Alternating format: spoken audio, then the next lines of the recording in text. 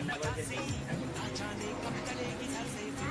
অনেক অনেক ভাগে আছে। এখানে ডাল আছে, মাছ আছে, মাংস, এটা চাটনি, পাঁপড়, মিষ্টি, দই। ঠিক আছে,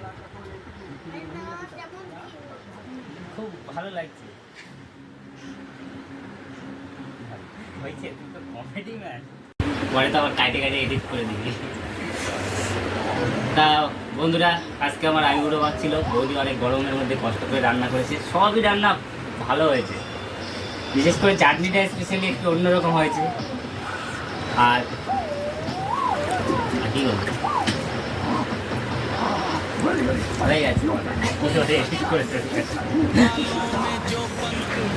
সেই টেস্ট, চাটনিটা হয়েছে একদম সুন্দর টেস্ট।